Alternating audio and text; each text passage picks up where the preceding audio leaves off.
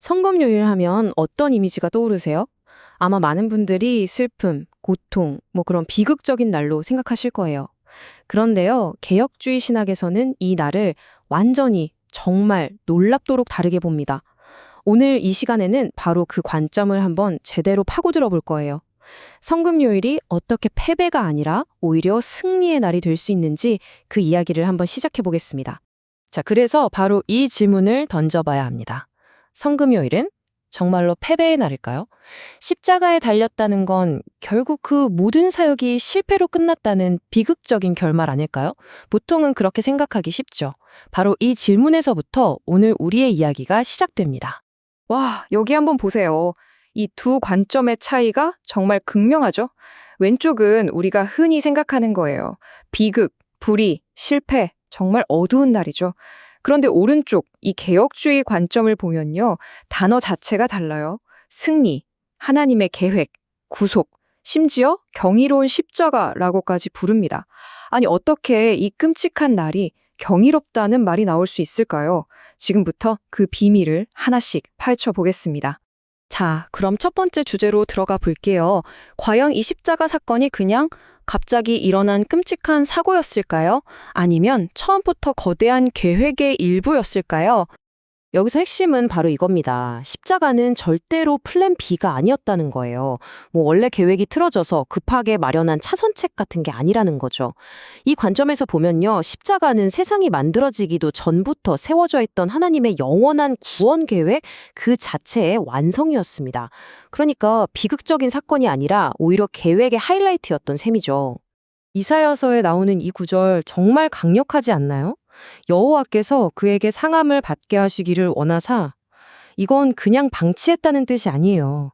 오히려 십자가가 하나님의 의도적인 그리고 주권적인 계획의 한가운데 있었다는 걸 보여주는 거죠. 물론 인간의 악한 행동을 통해 일어났지만 그 배후에는 모든 걸 주관하시는 하나님의 훨씬 더 큰 목적이 있었다는 겁니다. 자, 그럼 이게 왜 중요할까요? 만약 십자가가 그냥 우연한 사건이었다면 우리의 구원도 굉장히 불안정하겠죠. 하지만 이게 하나님의 흔들리지 않는 뜻, 그분의 계획에 따른 거라면 이야기가 완전히 달라집니다. 우리의 구원이 인간의 변덕이나 세상의 혼돈에 달려있는 게 아니라 하나님의 확고한 의지 위에 서 있다는 거거든요. 엄청난 안정감과 위안을 주는 대목이죠. 좋습니다. 십자가가 계획이었다는 건 알겠어요.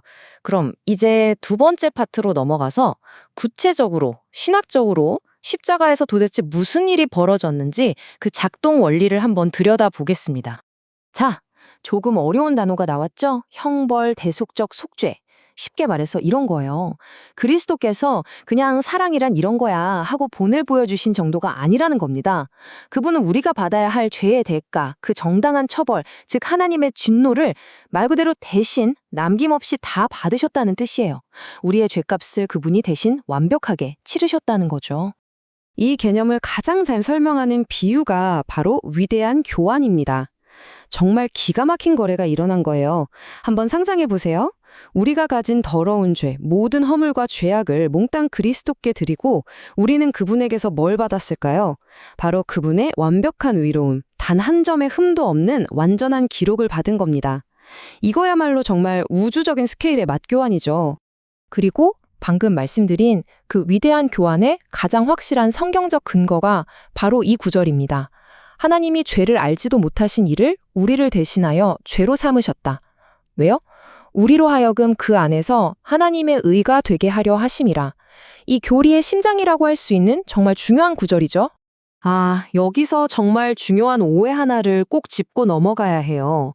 십자가를 생각할 때 마치 화가 잔뜩 난 아버지가 마지못해 하는 아들을 막 희생시키는 그런 그림을 떠올리면 절대 안 됩니다. 그게 아니에요.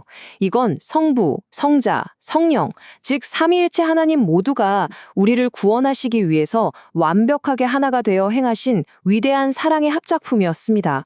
그리스도의 사역을 보면요. 이렇게 두 가지 측면이 동시에 이루어졌어요. 하나는 수동적 순종, 또 하나는 능동적 순종인데요. 수동적 순종은 말 그대로 우리의 형벌을 대신 받아내신 것, 즉 십자가 고난을 의미해요. 그럼 능동적 순종은 뭘까요? 이건 우리 대신 율법의 모든 요구를 완벽하게 지켜내신 그분의 전생애를 말합니다. 그래서 결과적으로 우리는 뭘 얻게 되냐면요. 죄에 대한 사면장은 물론이고 모범 시민이라는 완벽한 기록까지 덤으로 받게 된 거예요. 정말 대단하죠. 자, 이제 이야기의 클라이맥스입니다. 십자가 위에서 외치신 그리스도의 마지막 한마디. 그 말에 담긴 진짜 의미는 과연 무엇이었을까요? 바로 이 단어입니다. 테텔레스타이. 이 그리스어 한 단어가 십자가에 대한 모든 이해를 바꿔놓습니다. 이 테텔레스타이가 무슨 뜻인지 아세요? 이건 그냥 죽어가는 사람의 마지막 신음소리가 아니었어요. 당시 상인들이 거래를 마치고 빚 문서를 처리할 때 빚이 완전히 청산되었음이라는 의미로 그 위에 쾅 하고 찍어주던 말이 바로 테텔레스타이였습니다. 한마디로 빚은 다 갚았다. 완불이라는 뜻이에요. 법적으로, 재정적으로 모든 것이 완벽하게 지불되었다는 강력한 선언이었던 거죠. 그러니까 한번 보세요. 이 마지막 말이 다 끝장이야 하는 패배자의 신음이냐 아니면 드디어 다 이루었다 하는 승리자의 외침이냐 이건 하늘과 땅 차이입니다. 왼쪽처럼 탈진해서 모든 희망이 사라진 게 아니라 오른쪽처럼 모든 빚이 청산되고 구원 사역이 완벽하게 완성되었음을 선포하는 그야말로 승리의 함성이었던 거죠. 요한복음 말씀을 보면 그 순서가 아주 명확해요. 다 이루었다라고 먼저 선언하십니다. 모든 사명을 완수했다는 승리의 선언을 하신 후에 그제서야 머리를 숙이니 영혼이 떠나가시니라. 힘이 다 빠져서 돌아가신 게 아니라 임무를 완수하고 스스로 생명을 내어주신 거죠. 자, 다 이루었다는 이 승리의 외침. 그렇다면 이 완성된 사역이 오늘을 살아가는 우리에게는 도대체 어떤 의미가 있는 걸까요? 이제 그 실제적인 결과를 한번 살펴보겠습니다. 여기에 또 중요한 개념이 하나 나옵니다. 그리스도의 십자가는요, 그냥 구원을 가능하게 만든 사건이 아니라는 거예요. 그게 아니라 구원을 아예 확보해버린 사건이라는 겁니다. 이건 마치 문만 열어놓고 자, 들어올 사람은 들어와 하는 게 아니라 특정 사람들을 위해 아예 집을 사서 등기까지 다 맞춰놓은 것과 같아요. 가능성이 아니라 확실한 성취이고 완성이라는 거죠. 그렇다면 우리의 반응은 어때야 할까요? 만약 모든 일이 정말로 다 이루어졌다면 우리가 할 일은 뭘까요?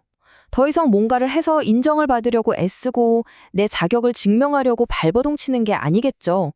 이제는 그 모든 애씀을 멈추고 그분이 이루신 일 안에서 편히 쉬는 겁니다.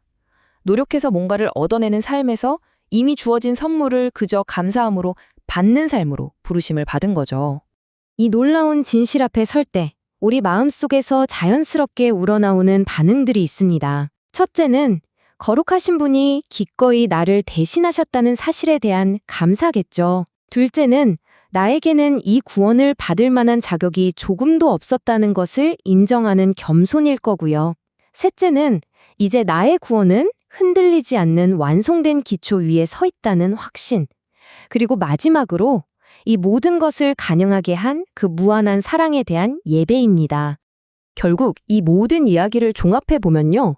이 관점에서 성금요일은 단순한 슬픔의 날로 끝나지 않습니다. 오히려 그 슬픔을 뚫고 나오는 놀랍고도 겸손한 기쁨으로 우리를 이끌어갑니다. 내가 한 것은 아무것도 없는데 나를 위한 모든 것이 이미 완벽하게 이루어졌다는 것을 깨달을 때 오는 바로 그런 기쁨이죠. 자, 바로 이 놀랍고 겸손한 기쁨, 이 마음을 가지고 이제 마지막으로 우리 스스로에게 아주 중요한 질문 하나를 던져봐야겠습니다.